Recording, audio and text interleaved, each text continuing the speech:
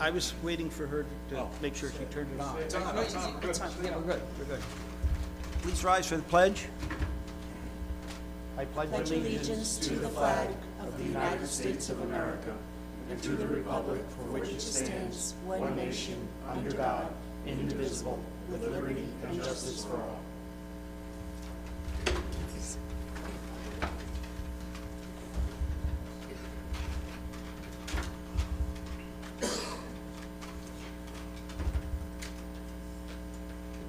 So I'm not going to mess this one up again.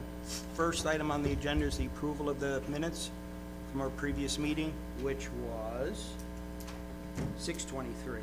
So moved as read. You have a second? Second. Any discussion? All in favor? Aye. Carried. Craftify Holdings is not here this evening. We just had a brief discussion.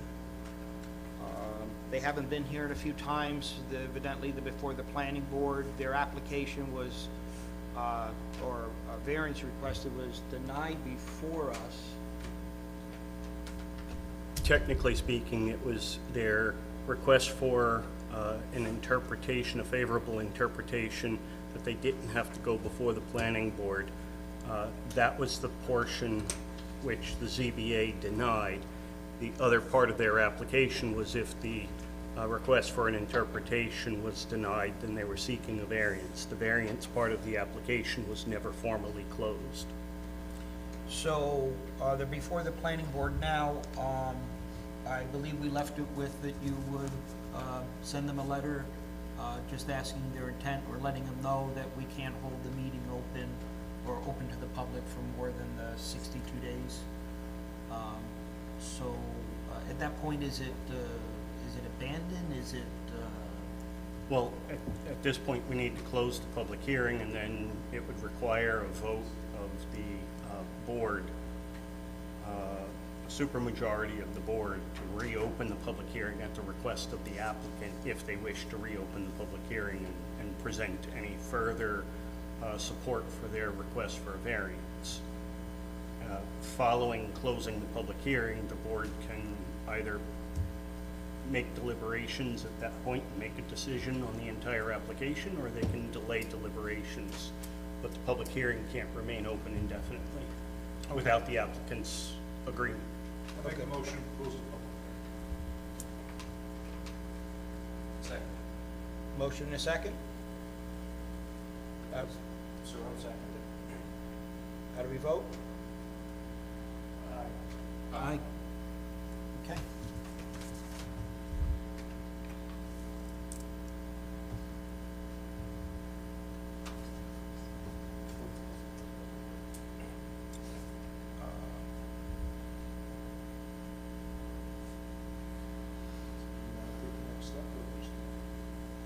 We're just going to leave it closed, and he'll reach out to him and go from there.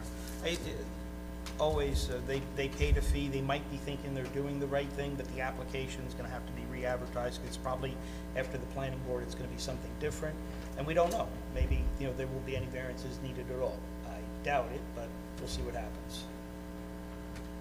Okay, the next application is for Joshua Young and William Young. Properly located at RU District at 22 Foley Road, Warwick, New York, 10990, and designated on the town tax map as Section 29, Block 1, Lot 39.1, for an area variance from the Town Code 164-41A, 1A, for the purpose, for a proposed 80 by 30 detached garage with a side open roof overhang, we'll get to that, with the proposed square footage that exceeds the allowable 1,200 square feet in floor area and 80 feet in radius median dimension where only 48 feet is permitted. So we have that continued from our June 23rd meeting of 25. I read it as it was advertised, but already there was a discussion that the roof overhang was going to be removed, so the building size did change. And before we open it up, there was, the public hearing was still open, and the public doesn't necessarily have to be here, but somebody that was here and didn't say anything was a question on, we were gonna go look at the property to confirm that drop, and on the topos, the applicant was gonna bring the topos here. I personally went to the property and didn't see a need for the topos after seeing it, because, again, we look at it, see the topos, we can read the topos and understand what they are. In this case, I saw that the building was, as it was described, with an elevation of about 12 feet lower than the pool height. So it was just to make sure that if anybody could possibly see it, they'd only be looking at the top part of the roof. So that's why the topos didn't have to come. But again, somebody was here, and then after the meeting asked how come they weren't there. So with that, I believe we left off with that big question, why does it have to be that big? And if you can let us know, I believe it was 5 antique cars is what you wanted, and we'll get to that again in a second too. Yes. There was a list that was requested of us too. Is that okay to submit that? Yeah, sure. For review? Yeah. So you are correct, we did scrap the overhead. So, that was agreed upon the last meeting. And, yeah, at this time, we still are looking for the 80 by 30, if we can do it. The vintage vehicles came up, but there is a great many things that require storage, not just the automobiles, so. We've got some of that in there, but we've got more important stuff. I don't know how detailed I have to be or not be, but disclosing our personal information and different things that we're looking for here moving forward. Basically, I'm getting ready for the next phase of my life. I spent 33 years in construction in the field, and my father's been 60. And we're, you know, some residents are going to be sold, and we're moving some things around. And, I have to be prepared for that stuff, so that's the real goal here, is to try to be prepared for, my father has a 8,000 square foot residence in Tuxedo Park, which, you know, they're elderly, I don't know how long we're gonna hold on to that. There are some vintage automobiles and memorabilia and different things, family heirlooms and history. Just, we're trying to prepare for as much as we can with storage necessities. And again, I don't know how far I have to elaborate with that. A little bit of research on our end as well, that I guess you can confirm that multiple buildings and structures are allowable on the properties. Is that correct, or is that not correct? You know, as far as being allowable, even if we stay within the limitations of the buildings. So I think it would be ludicrous to put multiple structures, more structures on the property. That would look more like a conglomerated construction site or building zone than one building that can be concealed. And I believe you mentioned that you're going to want some coverage and some foliage and trees planted and to try to cover the one side, green stuff that would be green all around, which I'm perfectly acceptable to. But I mean, yeah, if 40 by 30 or whatever the limitations are allowable, I wouldn't even be here, but I think that's crazy to put a foot between two buildings and wind up with the same result.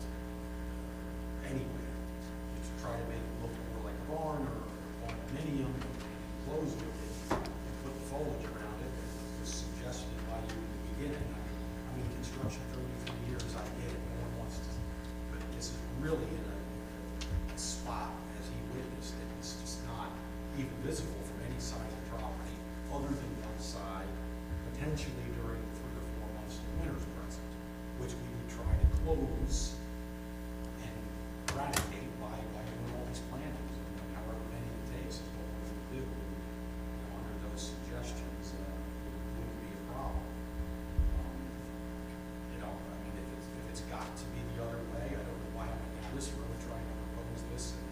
3 or 4 months before the bidder sets it on me, but I'd rather not do that, you know? But if I'm not gonna have any problem putting a 1,200 and a 1,200 with a couple of feet in between them, I mean, if not, is there another proposal by your team that, you know, we're at 80 by 30? I mean, is 5 or 10 feet gonna make a difference to this board? And it's gonna say, hey, that's okay? You know, normally I'm pretty reasonable. We've already cut the overhang off, which simplifies it even more. But, you know, from my perspective and my expertise, this, no one's gonna see it. He experienced that. It's really just a hidden gem that, you know, it's not really this elaborate thing that it's tucked in the woods. It's not visible at all. You know, for everyone once out of the year, I don't think it's a huge ask, is I guess what I'm saying.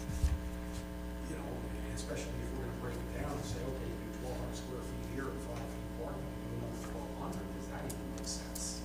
That's what we always question is, on that is, you know, does it make sense in, thus having a larger building? If you have the 1,200 square foot buildings, I believe the code is that they have to be a minimum of 10 feet apart. And that has to be, it's for fire, I believe. Just from one Yeah. to the next, yeah. So then in my mind, and looking at construction, that looks more commercial or more staggered or structured as opposed to one, which, you know, is together, you know, as a whole. This is my opinion, but, you know, I'd like to kind of get some direction and get an idea of where you guys stand, because, you know, it's been drawn out 3, 4 meetings. There were some concerns. I feel like we've addressed them by Mark visiting the property. You know, I mean, we actually got a visual of what is there, and what impact that may have on anybody else around it. Almost 20 years on there. It hasn't been anybody, you know, there's one structure that's already there that was approved and everything was taken care of. We've got a pool situation. I'm really trying to close out my construction on the property. I've been working on it for almost 20 years, and quite frankly, I'm tired of working on it. I'd like to get to the final stage and pave my way out and just call it a day. Finish the landscaping. There's numerous things, even continuing from the pool construction that we'd like to finish and green up or flower up or finish it. I don't want it done. I'm looking at construction, I don't want to come home and look at it anymore. So hopefully we can find some kind of resolution. I don't think it's a huge ask, but let me know what you're thinking and how we can resolve it. Right, we're good for right now because we don't want to keep going over things. You gave us a list. I have a few questions for the attorney and then just a few to the board members, just to kind of see how we're going. Sure. So, have a seat. Okay. And then, I mean, if the room was full of people, I'd say stay here, but this is fine. Getting ready for the weekend. So, so I did just a little bit of digging to find out in garages, and what you said was, you know, 100% accurate. I mean, you read it right off of our code, and basically it was 2 cars. Pretty sure it said just 2 vehicles in the garage. Maximum of 3. Maximum of 3. In fact, it's, for multi-residential, multi-family property, it's a maximum of 2 per dwelling. Yes. But for a single family, it's a maximum of 3, only one of which could be commercial. So the question I have, and then for the rest of the board members too, is how many boats are you allowed to have? The code doesn't specify. How many RVs are you allowed to have? Code doesn't, well, an RV would be a motor vehicle. It would be non-commercial unless it's used for commercial purposes. Stretching it, personal aircraft? Code doesn't specify. So we had a case that was similar quite a few years ago. If the code doesn't specify, it's not allowed. That is technically correct, yes, especially when there's a section in the code that specifically states that It's Town Code Section 164-40J. Sorry, it's Town Code Section 164-40J, generic descriptions. Where permitted or special permit uses are identified by generic words or description, the planning board shall determine whether a specific use shall be construed to be part of a generic class. In making such determination, the planning board shall consider to what extent the proposed use is similar to the class of use indicated in the table of use requirements. This is the key point. If a use is specifically listed elsewhere in the table of use requirements, it's excluded from a generic classification. And so that's the provision that essentially, and there's a separate provision that says if a use isn't listed as a permissible use, then it's not permissible. And so when you take those two provisions together, you get exactly what you were saying. So therefore, if there's no specific use authorized for the storage of an airplane, then it's not a permissible use as an accessory to a residential dwelling. All right. So the reason, I'm gonna, Yeah, and we saw one car on there, so I don't see the problem. the vintage motorcycle collection 5, bicycle collection 10, and there was, well, it was on the testimony that they had the 5 antique cars. So the reason that I said that was we've seen quite a few of the applications now with these coming in where they're more than the 1,200 square feet that's allowed.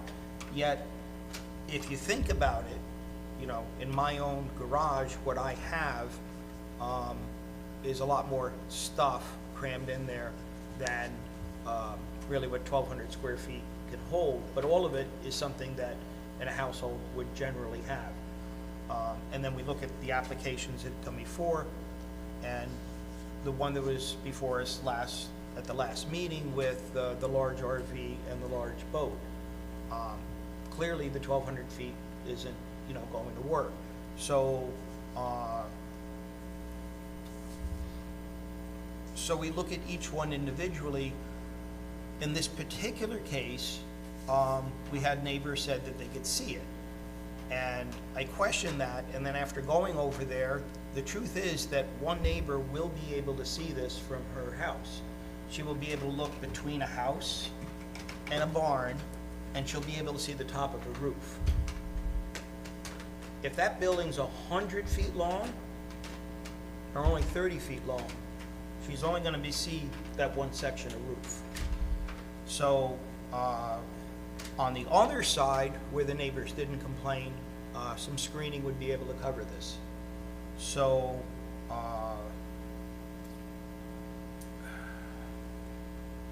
again, every application is different. And we can understand why some people are asking for something larger. Clearly in a 1 acre lot, to put something in this large wouldn't make sense. They probably should be looking someplace else for another house and a place where they can build a barn that size. In this particular case, he has quite a bit of land, and unfortunately, some neighbors can see it. So, with all of that said, one of the members is out today. That doesn't help you in a vote. What I would recommend is, if you want, unless you want us to vote tonight, I would recommend that you wait until we have a full board. Why don't you just poll us right here and see what else. You want me to start? I'll start. Okay. So I'm in favor of it now. I think they worked with us enough. We took some of the square footage off. It's no longer 3 times the size. It's down to double what's allowable, but I think I'm okay with it now. Okay. I'm going to interrupt for a second, though. One thing after talking to another member, and again, now to bring it up, and it wasn't a quorum, but the question on the opening on a garage door opening was larger than it has to be. And this doesn't, we're looking at square footage, but the first thing they think of when something's that large is what's being put in there when everything you have will fit through a, we're gonna say a 10 by 10 opening easily. So, because the thing, their thinking is that now it's not, you know, on vehicles, it might be for something else larger. RV. The RV, Well, the needs a RV, big and space. then, you know, some have a trailer, so if you're trying to twist and turn or maneuver that to one side or another, then a 10 or a 12-foot door, if you're not an expert, Yeah. you may wind up missing half the garage if someone turns the wheel the wrong way, or if the wife or one of my parents is trying to finagle something in there. I mean, I'd give people 20 or 30 feet, but I don't want to be rebuilding it 30 feet. You know, I'm just trying to, I think it was maybe 14 foot, Yeah. which is what's on my other building. okay, So I'm just nervous about crammed spaces. I agree with you, Sam, because mine, I built 10 foot wide, just so that I can pull something in sideways and not try to get around something else. Yeah.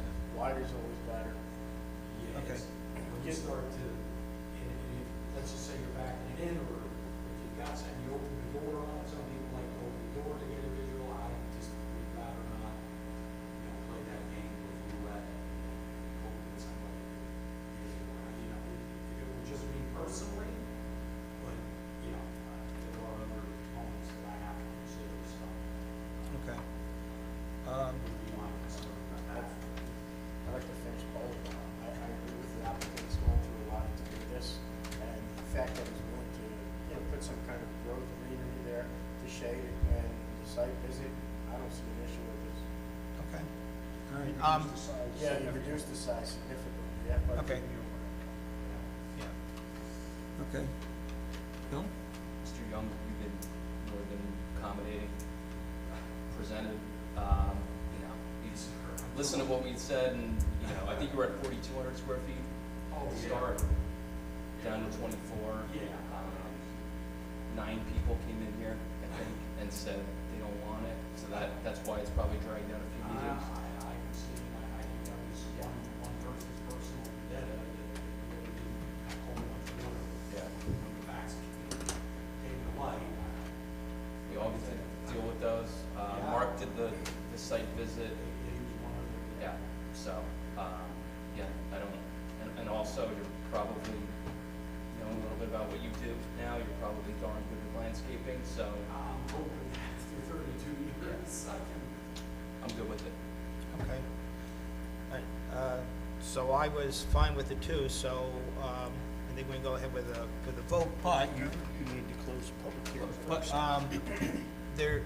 but before we do, I just, we've only done this a few times because usually the planning board takes care of a lot of the screening in there. And I had already had the discussion with you, that we want something that's evergreen in there. And we talked about arborvitaes, and so we are gonna specify on a size and a spacing. And, Close the public hearing, you can do that during deliberations. all right, so as long as the rest of the board doesn't have any other, no other questions, okay, the public hearing is closed. So, do you want us to go through a bit first, or do you want us to discuss it? Discuss that now. That's your prerogative. If you I'd want to rather- discuss whether or not any conditions need to be imposed, then by all means. All right,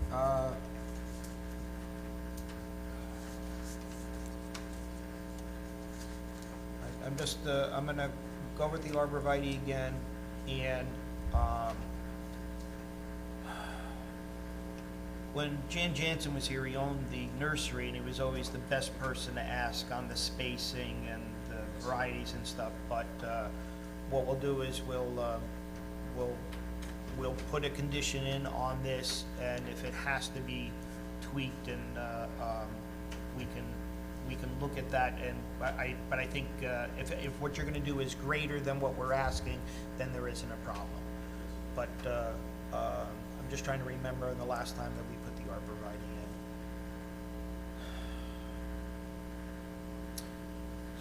Giants, you're definitely, Your existing giant. the Green Giants, yeah, but it's, on the size and the spacing, I'm just trying to remember, I'm gonna say the 6 to 8s, and, I'm gonna say that they're 10 feet apart, but, no, we're gonna go with, 8 feet apart, and then, and like I said, if you decide, how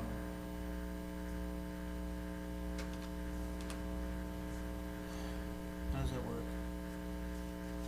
If he decides to make a change to it, but it's of more restrictive, Oh, then we're fine. yeah, there's All right. no need for any further action if it's more restrictive than the condition.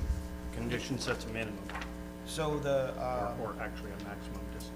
and instead of a line of them, the two rows are actually closer together, but 6 to 8, and we'll have them at,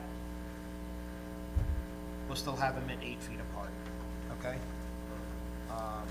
And it's really, you're gonna be looking at, fall's gonna happen pretty quickly, you're gonna be able to, the other ones that are along Pylon and Turnpike, taking a look and just being as, you know, for their sake.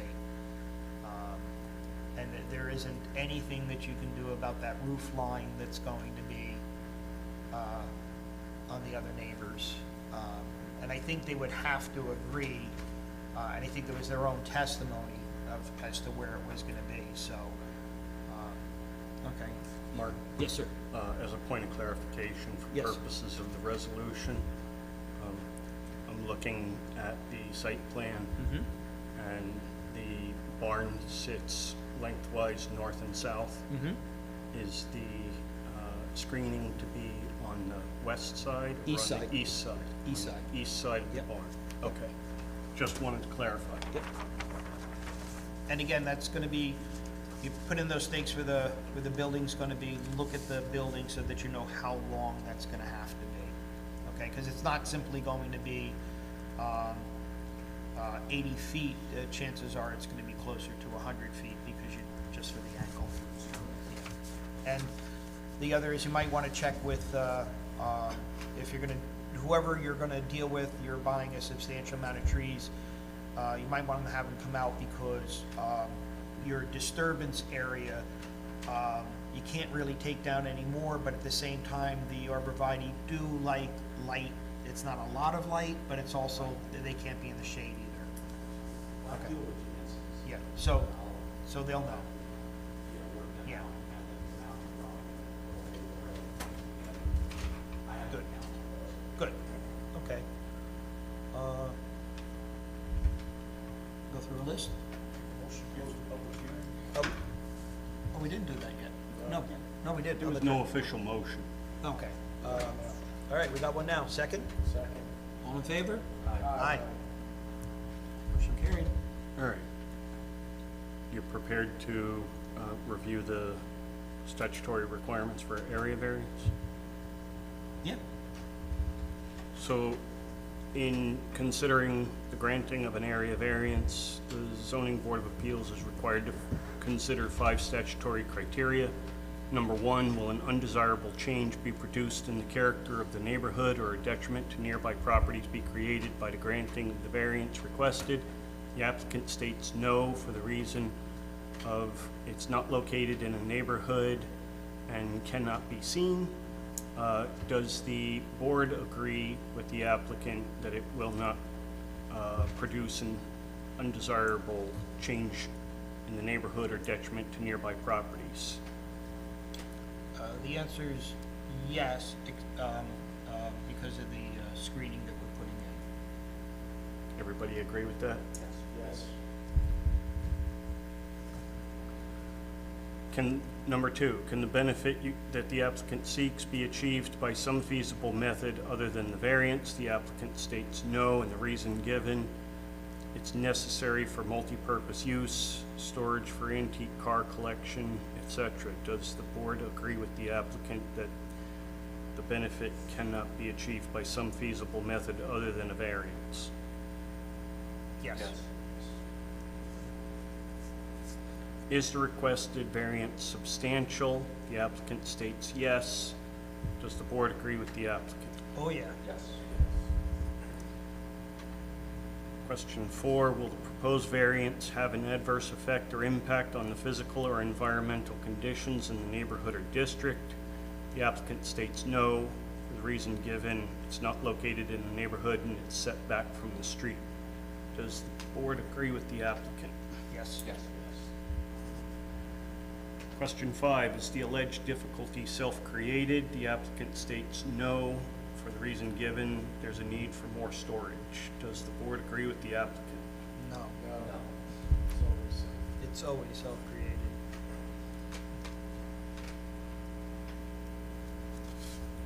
Any further discussion? No. Would someone care to make a motion granting or denying the variance as amended with the stated previous condition that arborvitaes or green giants be placed not more than 8 feet apart to screen the east side of the garage? I make a motion we accept and grant it. Who made the motion? I did. Okay. Okay. Glenn second. Oh, Bill second. Sorry. Missed that one. Okay, we have a motion second. Any further discussion? All in favor?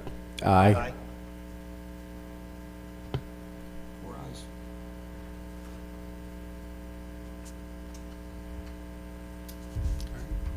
You'll get a resolution in about a week or 2. You'll be able to take that to the building department.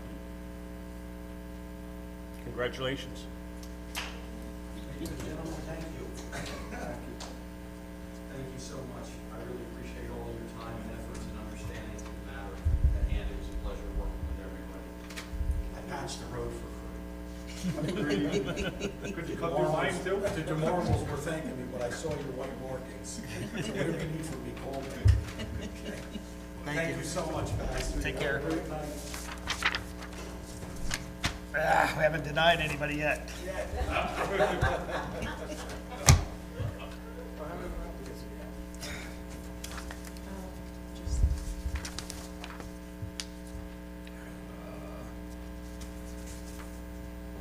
The third item, they're before the planning board. And the engineer asked us to hold it over. Yes, specifically, that's Thomas Sabilla and Amy Sabilla, public hearing. The applicant's engineer requested that it be removed from tonight's agenda. There would be no appearance. Okay, the fourth item on the agenda for John, Gregory, and Monica Pennings regarding property located in the RU district at 103 Hoyt Road, Warwick, New York, 10990, and designated on the town tax map as Section 63, Block 1, Lot 1.224, for an area variance from the town code 140-4A and 140-4C, permitting an existing above-ground 18 by 33 pool and a separate hot tub located within the front yard, the hot tub located within 15 feet of the house, and 164-41A1 and 164-41A1A, permitting 2 12 by 40 overhangs that were added to each side of an existing an existing and permitted 30 by 40 garage, increasing the overall size of the accessory garage from 1,200 to 2,160 square feet, where only 1,200 feet are permitted. If you want to come forward, state your name, and you have some mailings that, I'll check. okay. Thank you.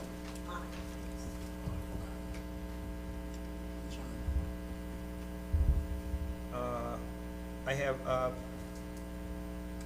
we're gonna break it down, but I just have one question.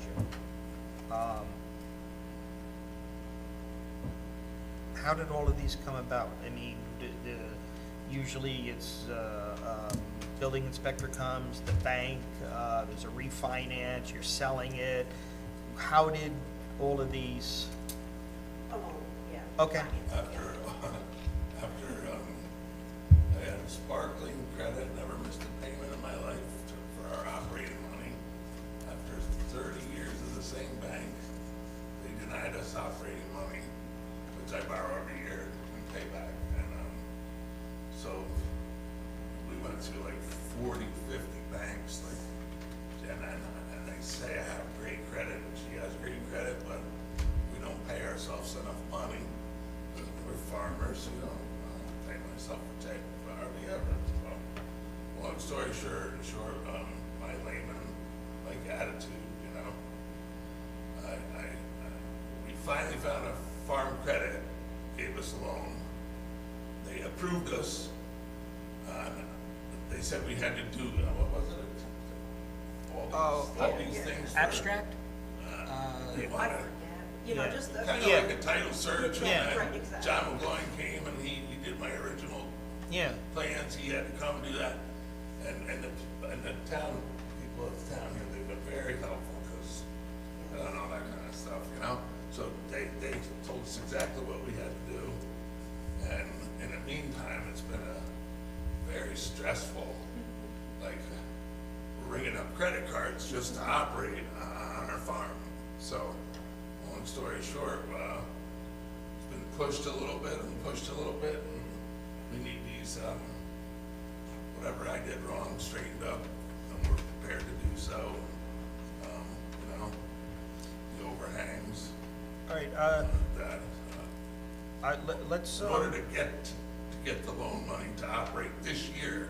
and like I said, when I looked at this, I just figured that's exactly what happened. It's That's usually, exactly what happened. but usually it's you're gonna sell it, or if you're, you know, transferring it into the kids' names or something, but. But if it's okay with everybody else, they're just a little bit separate, and the pool and the hot tub, if we can treat those separately, and then we'll deal with on the larger building. So, the pool and the hot tub, we'll, just the pool first. Was there a reason that the pool had to go in the front yard? And it's like, I know your property, but we kinda have to ask these questions, Right. so. It's not exactly in the front yard. The septic goes to the front yard. It's off to the right. It's a little bit a front of the front corner. The, And it was because we didn't have enough room in the back. Back is the well, then there's no room.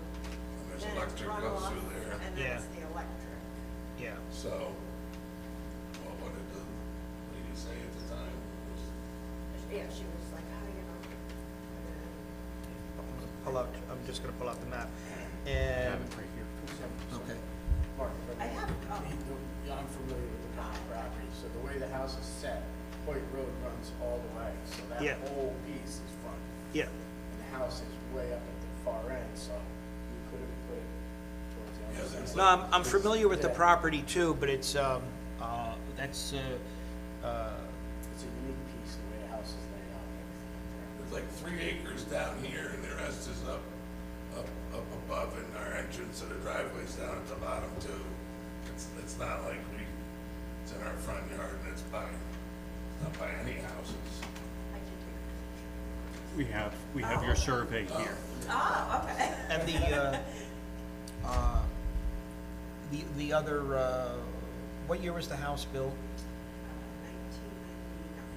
1999. Okay, I didn't think there was any more setback since then, so the house was back far enough, but anything that would sit within the front of the 75-foot setback that considered the front yard is the front yard. Okay. So, On that point, Mark, I did want to just note for the record, pursuant to the survey that was submitted and prepared by John McGloin,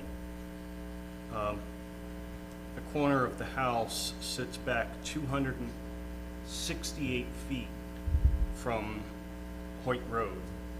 And how far away from the front of the house would you say the pool is approximately? From the front corner? Yeah.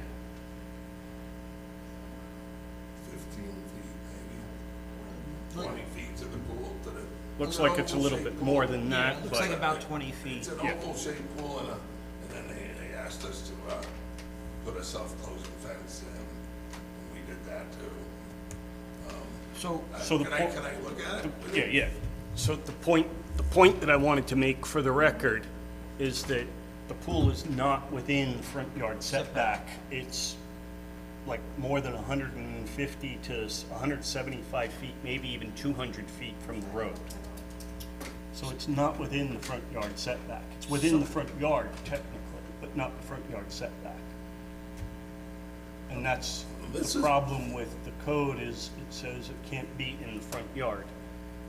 The other point that I wanted to make for the benefit of the board members who may not have seen it is when I was reviewing the application, I pulled up the GIS map. And Mr. Pennings, please confirm for me if I'm accurate that the vast majority of Hoyt Road from your driveway to the corner of your property is all covered with trees and wooded from the road. Oh, way.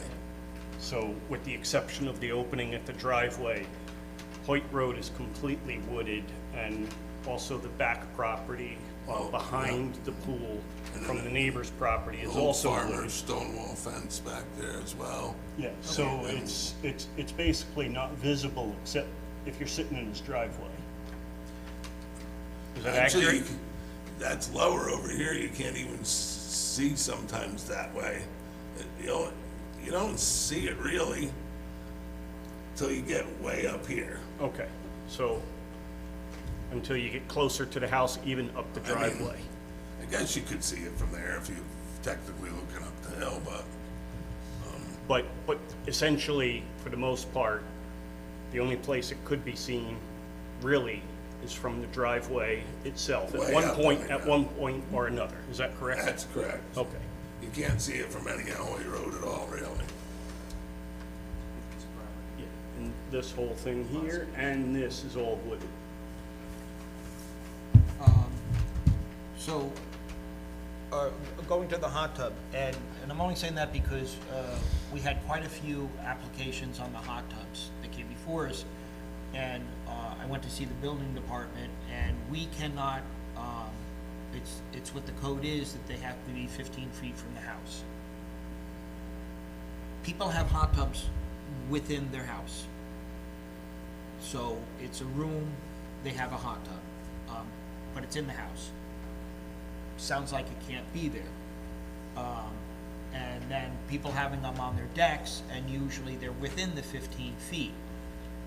We don't understand where that rule came. We have never denied somebody that before.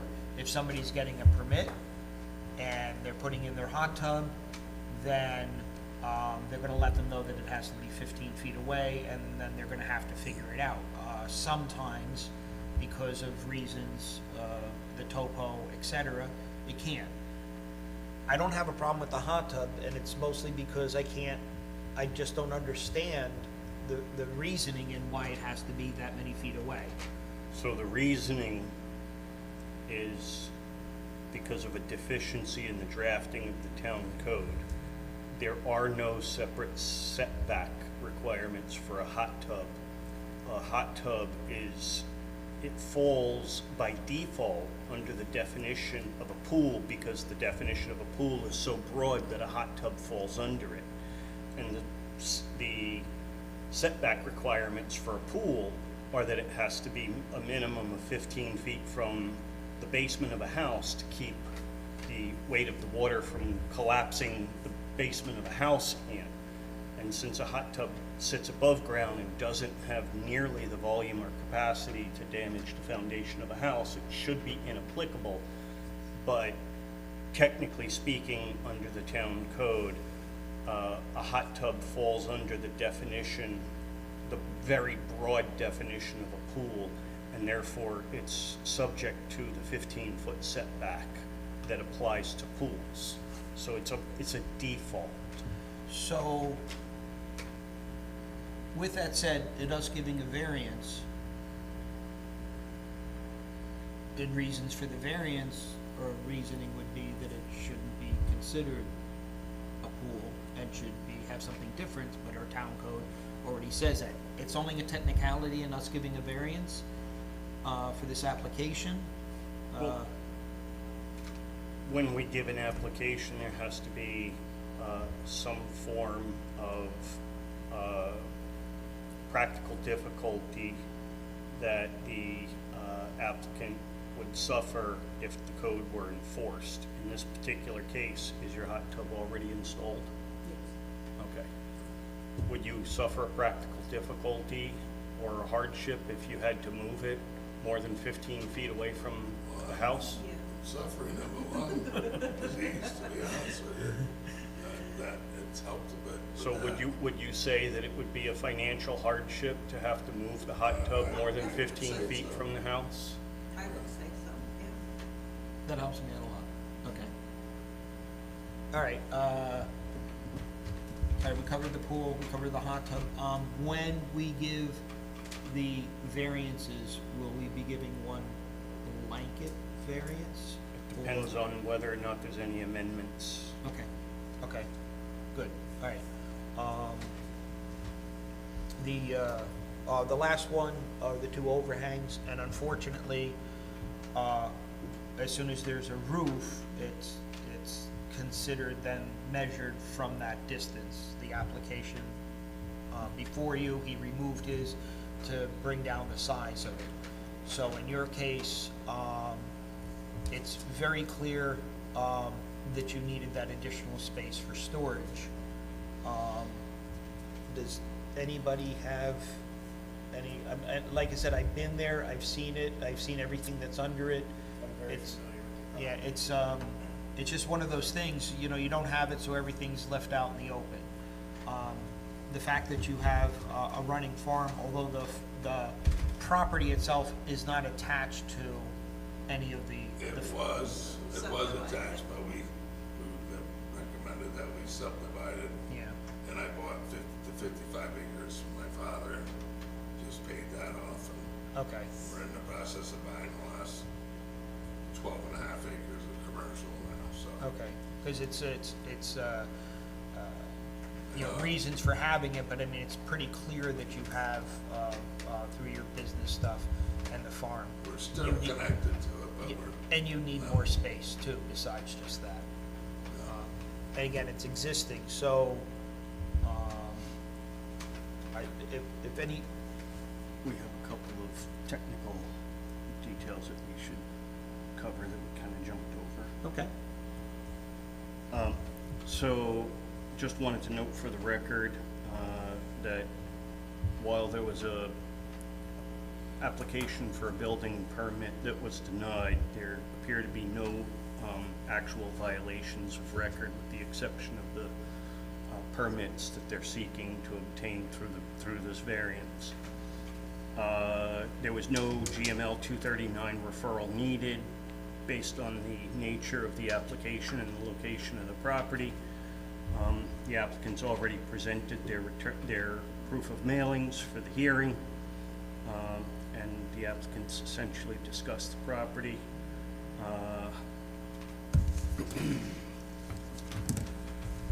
Potential environmental concerns in the application. 1 second.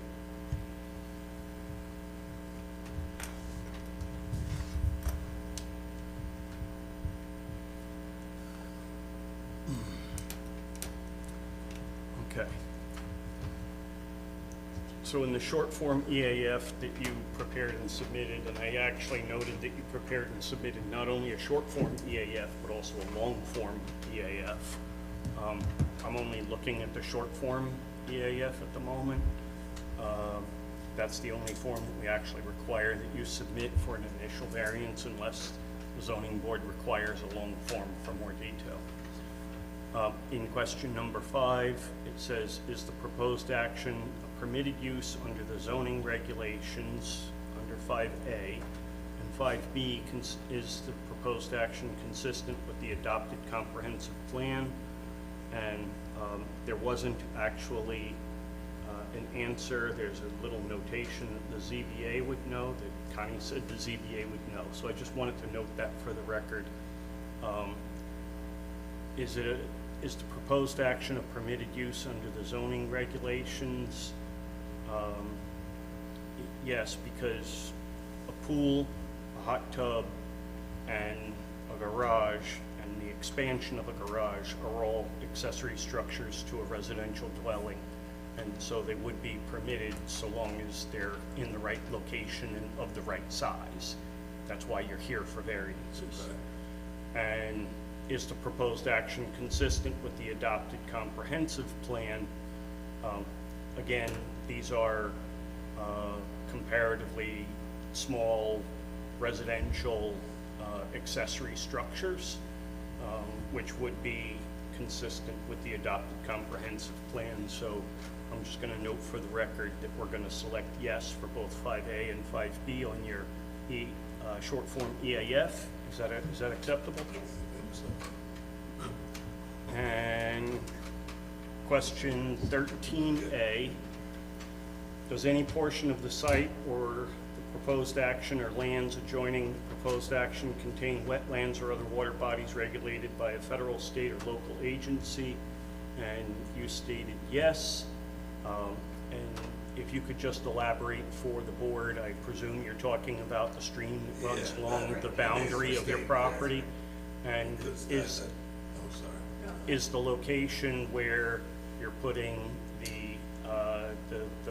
where you're seeking to get permits for the pre-existing barn overhangs, the pool, or the hot tub immediately adjacent to that wetland body? No, and we made a mistake because that stream doesn't flow all year long. I was just gonna say, I didn't think there was a It's not classification flow, to it's it. not a- Yeah, Okay. yeah. It's not All right, even so a drag would zone. you prefer to correct your application to state no for this question, whether it's I think so. a water body that's regulated by federal, state, or local agency? Yeah. Okay, fine. And question number 14, it says identify the typical habitats types. The typical habitat types that occur on or are likely to be found on the project site. Check all that apply. And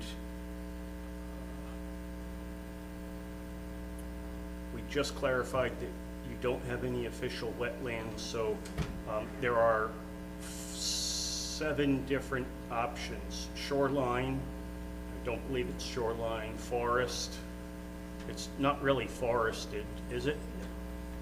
Agricultural grass and/or grasslands, you're immediately adjacent to it, right?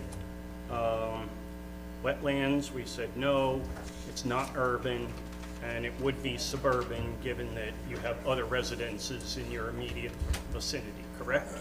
Okay, so then we would say that it's agricultural and suburban for question number 14. Is that acceptable? Okay, great. So then you're gonna do number 6. And I, totally blanked on that one because there wasn't any public here. We're gonna open this up to the public, see if the public has any comments. All right, we're gonna leave that open for a minute as we discuss secret. Correct. Okay. All right, so, given that all of these, the permitted, the requested variances relate to improvements or expansion of accessory structures to a residential dwelling, all of the variances that are requested would be considered a type 2 action under Seeker section 617.5C subsection 12. Would someone care to make a motion typing the action as a type 2 action with no adverse environmental impact? Do we have a motion? I make a motion. Second. All those in favor? Aye. Aye.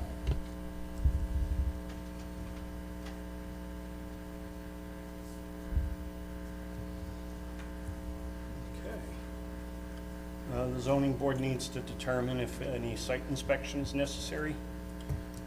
Well, we know that 2 of us have definitely know the property well, so, and both of us are saying no. Nobody else else we'd have to see. We know the property well enough to, as we discussed. And ZBA needs to consider whether use restrictions or any other conditions are to be imposed. No, primarily all three of them are there, and none of the neighbors came to complain about anything. Is that number 10? Okay. We're gonna close the public hearing. Motion? Second. Got a motion and a second? All in favor? Aye. Aye. Okay. And, on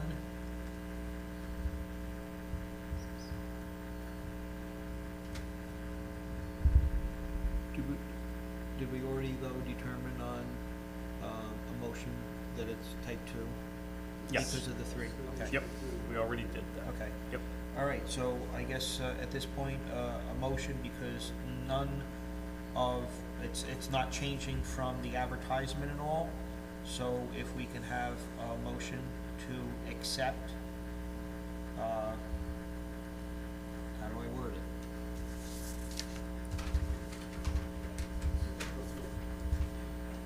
A motion granting the variance as advertised. We would need to consider the statutory criteria first. Oh, So, what? 5 questions. 5 questions. So in granting the area variance, the ZBA has to consider these 5 statutory criteria. Number 1, will an undesirable change be produced in the character of the neighborhood or a detriment to nearby properties be created by the granting of the variance requested? The applicant states no. Does the board agree with the applicant? Agree. Agree. Question number 2, can the benefit that the applicant seeks be achieved by some feasible method other than the variance? The applicant states no. Does the board agree with the applicant? Agree. Question 3, is the requested variance substantial? The applicant states no. Does the board agree with the applicant? Yeah, there's parts. You know, again, the barn garage is double in size, you know, but looking at the other ones, I would say, mathematically, I mean, it's still in the front yard, so I'd have to say yes, but it's, I'm not sure about everybody else, though. Yes? Yeah, Okay. it is. 4 yeses. Question 4, will the proposed variance have an adverse effect or impact on the physical or environmental conditions in the neighborhood or district? The applicant states no. Does the board agree with the applicant? Absolutely agree. And question 5, is the alleged difficulty self-created? The applicant states no. Does the board agree with the applicant? No. They're all self-created. Okay. Okay. Would someone care to make a motion granting the variance as advertised? I'll make my motion. Bill made the motion, second? Second by Glenn. Any further discussion? All in favor? Aye. Aye. 4 ayes. All right. You'll get a resolution in about a week, week and a half.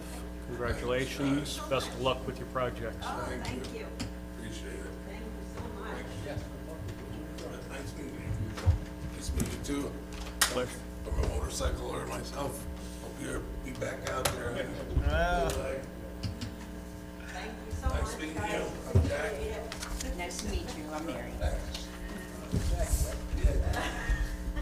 I go as Jack Thank Jones. you, guys. Thank you.